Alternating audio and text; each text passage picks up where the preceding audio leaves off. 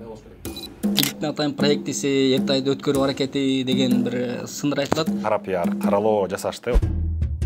Азыркы президентибиз иш алып барып атат, аракет кылып атат. Эл үмүтү партиясынын бийликтин проектиси деген сөз учурунда көп болгон да. Тилекке каршы ал жакта айынча-мынчалар списокко илинип калган, ал списокто мен түзгөн эмесмин. Түрдөн канча сом акча алдыңыз? Бюджетке түшөт, анан жок.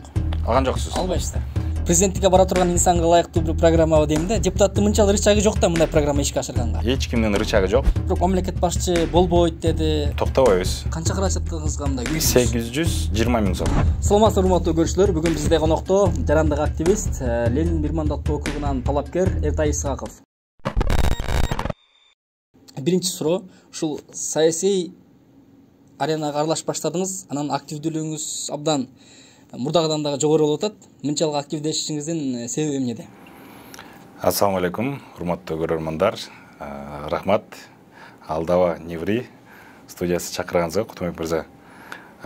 Бул жерде мындай болуп атат да, шайлоо болуп атпайбы азырчы? Азыр дагы шайлоонун жыйынтыктары чыга элек. Анан бул шайлоонун эрежелери да жүрүп жатат азыркы учурда дагы.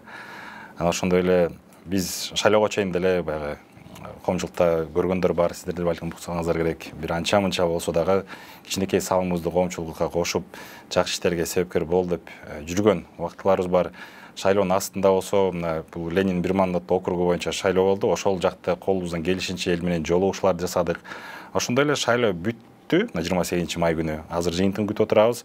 Андан кийин деле бул иштерибизди уланта бермекчибиз. Колубуздан келишинче көбүрөөк пайда кылсакпы деп, балким ошонун себебинен дагы бир аз активдүүлүк болуп жатат. Бирок шайлоонун жыйынтыгына карабай биз ишибизди уланта беребиз.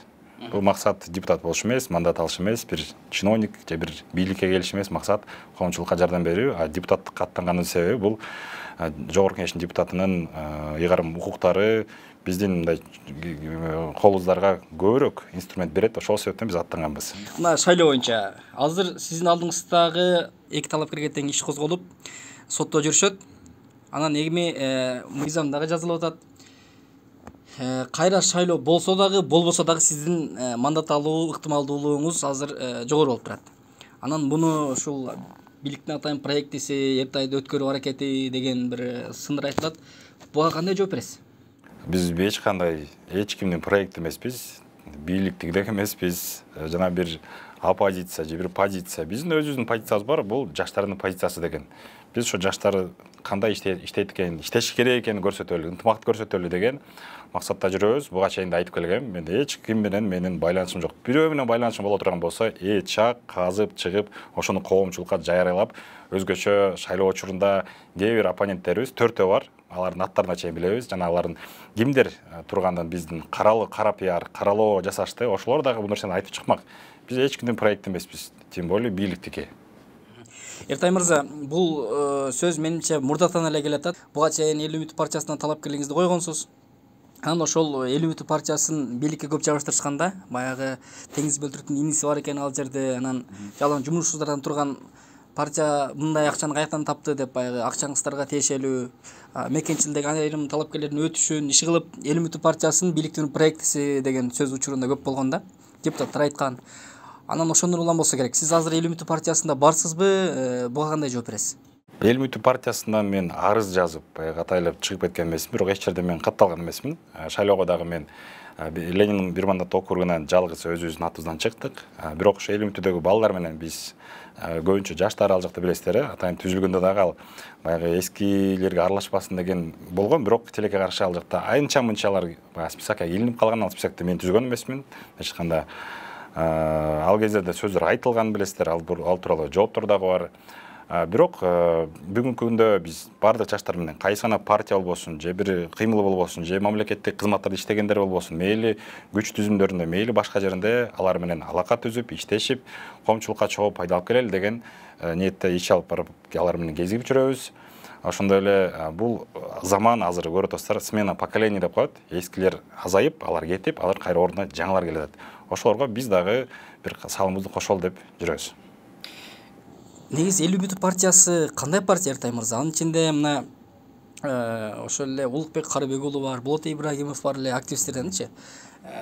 Ошол кезде барларын билем. Азыркы күндөрү кимдер бар экенин мен так айта албайм. Чын анткени ал жакта списокты мен азыркы учурда көргөн эмесмин. Бүгүн июнь айы 2023-жыл, ошон үчүн айта албайм ким бар, ким жок деп.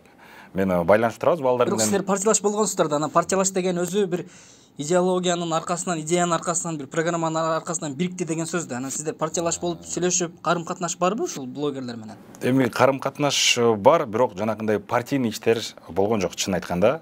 Партийный иштер анткени ал шайлоонун астында түзүлүп, чогулуп команда, шайлоого барып, бирок тилекке каршы көрдүңүздөр, жыйынтыктар кандай болгон.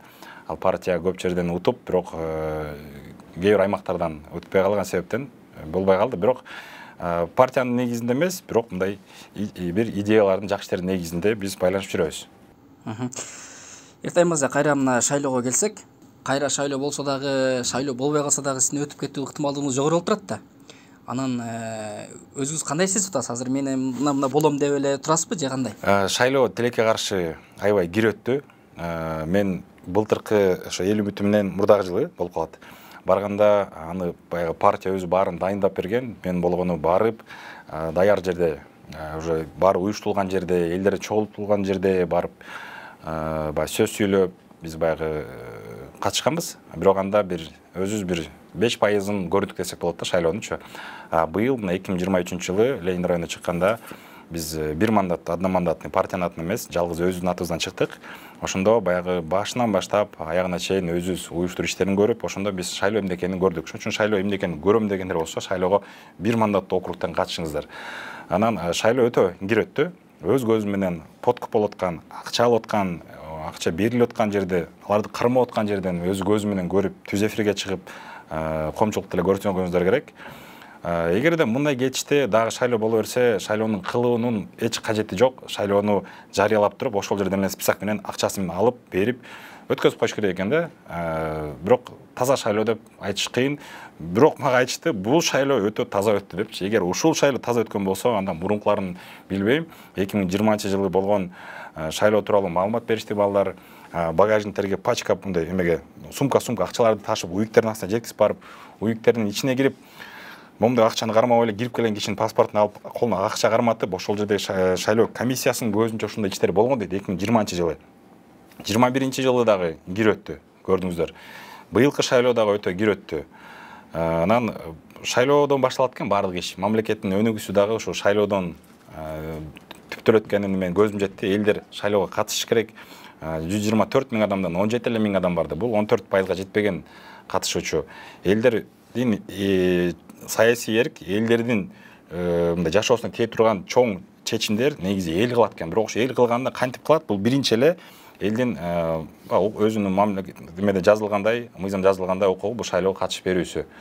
Бирок бизде шайлоого катышпай койсо боло берет деп элдер шайлоодон тажап калгандан экен да көрсөтчү. Бул баары бир ошолор эскилер утат, акчалуулар утат, же болбосо админдик колдонгондор утат деп анан мына ушул күнгө келиптирбиз. Элдин мындайча айтканда үмүтү шайлоодон жок эсе. Азыркы шайлоодо деле ушу тең жарымы, балким жарымдан көбү ушу акча үчүн эле шайлоого катышып беришти деп мен ишенем да, тилекке каршы. Шайлоого мамлекет 18 миллиондон сомдон ашык каражат коротtu. Аз катышса дагы элдин убактысы кетти. Анан ар бир талапкер сиздердин убактыңызды, каражатыңыздар кетти. Сыр болбосо сиз канча каражатыңызга мындай 820 миң сом. Биз эң акчаны аз короткон кандидат болдук деп эсептейм. Бул баягы расход жагынанчы. Анан кээ бир талапкерлер болду, ушу 29 киши катышпады аягындачы. 40 канча киши заявка берип. Кээ бир акча салбай эле баягы ошол ЦИКка 100 миң сом берип, залогун коюп, ал 100 миң сомду биз дагы кайтара алабыз, анткени биз 5%дан көбүрөөк алдык. 5%дан көбүрөөк алгандар кайтарып берет экен. 100 миң сом берип коелу, баягы бир аз аты чыкса деген деле кандидаттар бар экен да. Бирок иштеген кандидаттардан бир 7-8 эле болду да, менин байкашымча. Эл менен жолугуп, рекламасын кылып, жана башкасын кылып, биз бир эле жерге баннер илдик, Жал микрорайонуна. Анан калгандары болсо баягы кичинекей бирге 90 деген баннерлер болду, бир аз рассадкалар болду. Бизге чоң эфирден пайдаланып да биздин колдоочуларга Ленин районунан 1317 адам келип добушун берди. Силерге терең ыраазычылык билдиребиз, силер менен байланышта болобуз. Мындан кийин дагы ошол жак Ленин районунан жана Бишкек шаарынан жада калса башка областтардан келип бизге агитатор эмес, доверенный лица деп коет официалдуу түрдө. Булар волонтерлор да мындайча айтканда. Эч бир акча албастан бизге чын жүрөгүнөн жардам беришти. Аларга терең ыраазычылык билдирем, штабка ыраазычылык билдирем. Айтор баардык кыргызстандыктарга, Кыргызстанда тургандарга, чет мамлекетте жүргөндөргө колдоочу рахмат айтмакчымын. Биздин ичинде бекер чыктык да мындайча айтканда. Болгону 820 миң жанакы официальный счетко салып, ошол жактан жанакы анча-мынча договорлорго, арендаларга төлөп аттык. Эми 820 миң сом деле сиз Зайпошки деп жүрөсүз. Бир жакшы 2007-жылкы фиттин акчасы да. Бул сиздин чөнтөгүңүздөн чыккан акчабы же? Жок, бул биздин чөнтөктөн чыккан жок. Биз жанакы 100 миң сом деле чыгардык. Калганы болсо биздин ошо тааныштарыбыз, досторубуз, колдоочуларыбыз келип жардам беришти. Эртай мырза, ушул материалдык маселеге келсек да, сизди бай адамдардын катарына кошкон маалыматтар чыгат да. Көк жардагы тенхаус үйлөрүндө байланышы бар дейт. Базар жаатында иштеп жүргөн бир акчалуу киши дейт. Негизи материалдык абалыңыз кандай? Мен өзүм мындайча айтканда, мен бай адам десем болот. Мен бай адаммын, өзүмдүн ушундай досторум бар, колдоочуларым бар. Жана ушундай мамлекетте жашайм деп. Бирок финансы жагынан алып караганда мен бай эмесмин. Өзүмдүн 2007-жылкы унаам бар. Канча жылдан бери. Жок, Camry. Канча жылдан айдап жүрөбүз. Өзүм ошо 2020-жылга чейин квартирант болгом. Мындайча айтканда, жатаканада жашадым, анан кийин квартирада жашап 2020-га чейин. Өзүм ишки баягы кантип жамбагасын деген суроо болуш керек боло, кантип акча табасың деген. Бизнесиңиз барбы деген суроо. Өзүбүз биздин бизнесибиз жок, чоң бизнесибиз жок. Өзүбүз биринчи касстан баштап ишмердүүлүк жасап келгенбиз. Биринчи акчамды мен биринчи кассамда таап, анан 4-чү касста Каракол шаарында жашап калганбыз. Убакыттуу аякта тачкист болуп жүргөм. Баягы 5 сомго бир мешок унду чыгарып берип, бир кварталга разнорабочий болуп иштегенбиз. Жада калса бир кездерде ошо тазалык мекемесинде көчө шыпырганга дагы орношуп биз иштегенбиз. Анан акыркы жылдары биз жанакындай компьютердин техника боюнан иштеп калдык, интернет орнотуулар менен иштеп калдык, видео наблюдение коюп иштеп калдык. Ошентип эле күнүмдүк тиричиликти жашоону улантып жүрөбүз. Жанакы мага тиешеси жок, башка эле компаниялардын бир башка бирөөлөрдүн үйлөрүнүн баары меники деген бул карандай калып, өзүмдүн бир эле үйүм бар. 2020-жылы көчүп баргам. Ага чейин квартирант болчубуз. Эртай мырза, сиздин блогерлик ишмердүүлүгүңүзгө токтолсок да. Мынакей блогер болуп, бизде Эрлан Кукулов абдан популярдуу блогерлердин бири болчу. Анан абдан жогорку добуш алып депутат болду. Депутат болгондон кийин бир аз мындай ийкемдүүрөөк, жалтагыраак болуп калгандай деп сын көп айтылат да. Бул да кайсы бир деңгээлде жарандык активисттерге карата жалпы эле бир депутат болгондон кийин мурдагыдай болбой кала албайт турбайбы дегенде бир көз караш жаратты да. Сиз кандай ойлойсуз? Сиз жарандык активист катары барып, блогерликтен анан саясатка карьера жасоонун артын кандай көрөсүз? Мен ойлойм, эмне үчүн болбойт?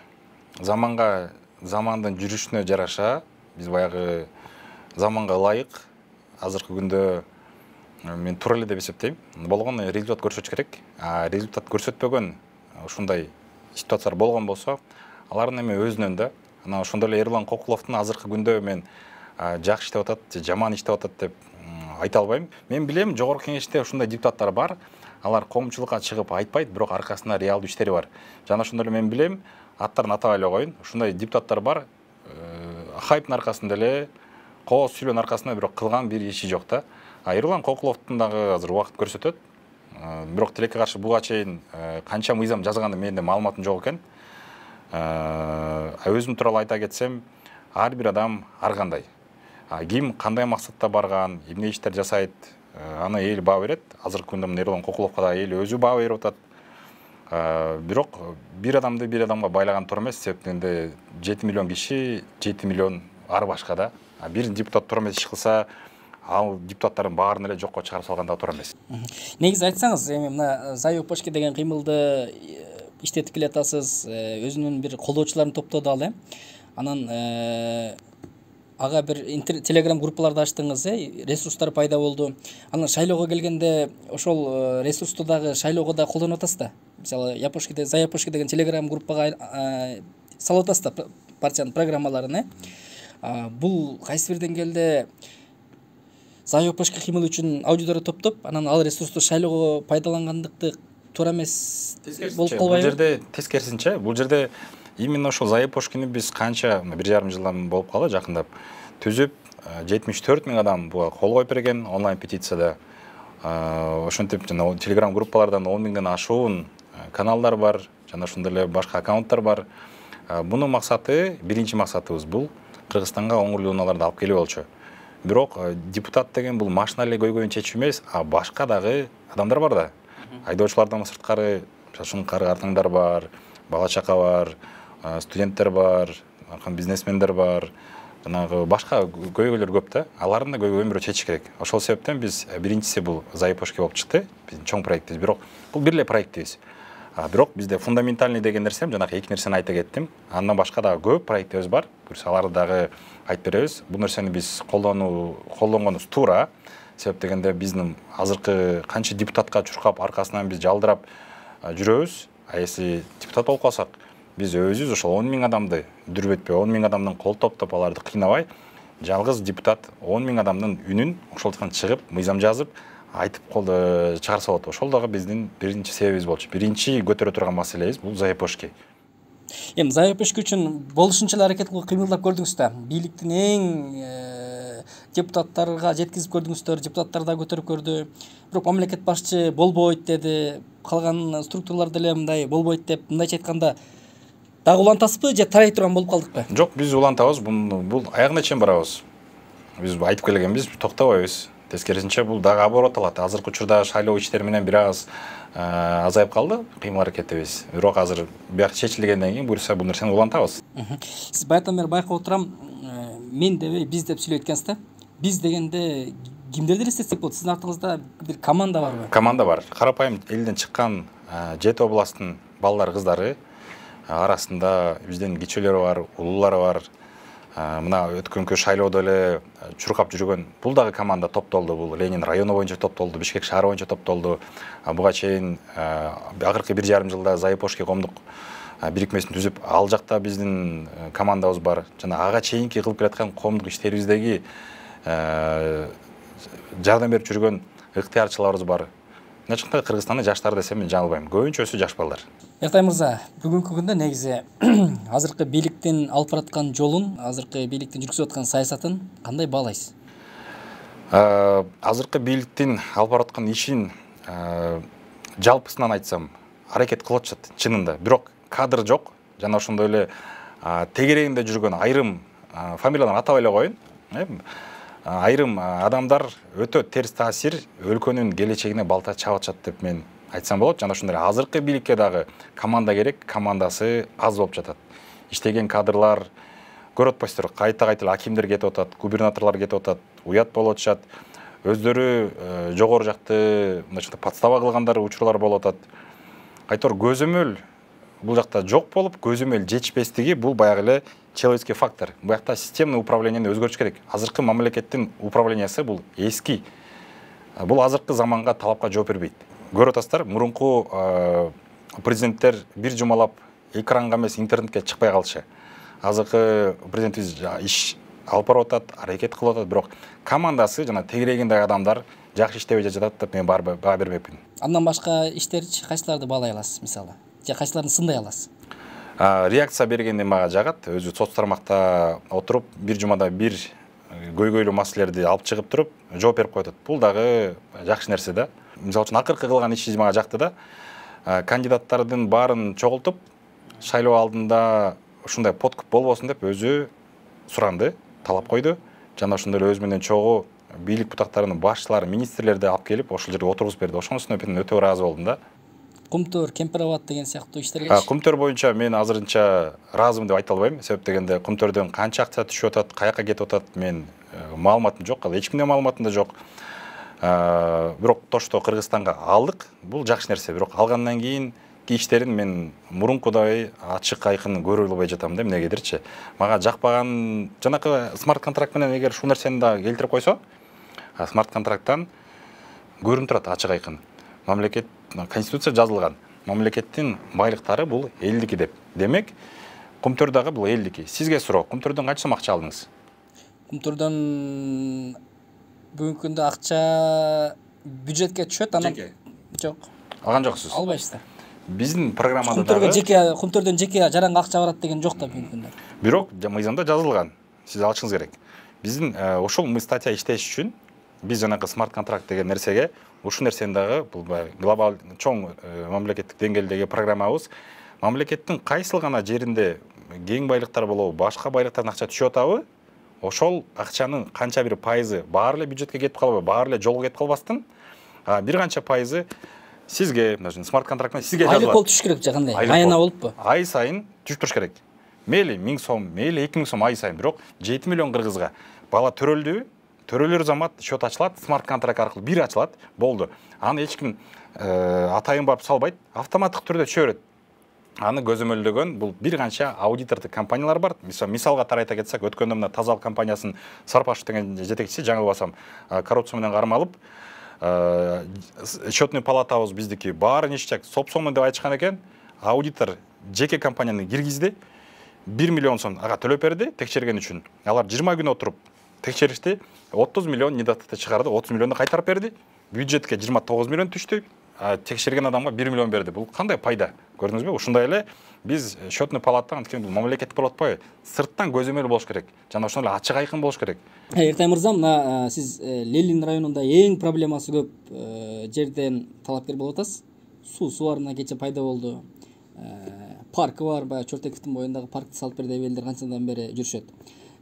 Анан сиздин негизи шайлоодогу ушул программаңыз кандай?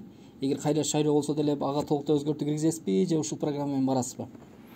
Эми толуктоо болуп калышы мүмкүн, албетте, анткени бул чукул шайлоо болуп калды. Күтүлбөстүк жерденчи. Анан биз канча убакыттан бери көп нерселерди мамлекетке көтөрүп келгенбиз, бирок тилекке каршы ишке ашпай жүрөт. Анын бири бул Кыргызстан өңүрлүү унааларды убактылуу уруксат берүү себеп дегенде азыркы күндө эле чет мамлекеттик номерлер менен Кыргызстанда кирип атышат, айдап атышат, мындай эч ким токтото албайт.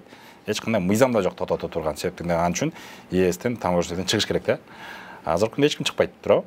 Эми бул кичинекей проекттердин бири бул Кыргызстан Заипошки, өңүрлүү унаалар киргизүү, тонировканы бекер кылуу, жана ошондой эле башка кичинекей маселелер. Чоң маселелер болсо бул эки багытта. Биринчиси бул Кыргызстанды кантип оңдойбуз, дүйнө аренасына кантип күчтүү кылып чыгарабыз деген нерсе, жана ошондой эле Кыргызстан өлкөсү кандай болуш керек дегенде.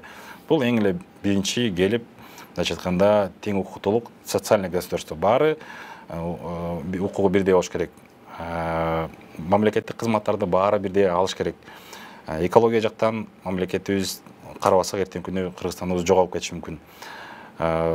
Коопсуз болуш керек өлкөбүз. Эч ким көчөгө чыкканда коркпош керек. Мени өлтүрүп кетет, бизнесин тартып алат, же башка кылат, же бийликтин бирөөсү келип минтип кетет депчи. Жөнөкөй эле мисал, көчөгө чыкканда сиздин машина уруп кетпеш керек. Балдарыңыз көчөгө чыкканда, мектепке барганда, ойногондо коркпошуңуз керек. Ошондой эле экономикалык жактан күчтүү өлкө болуш керек. Бирок ушул нерсенин баарын жасаш үчүн эмне керек дегенде, бул эки нерсеге такалдык биз.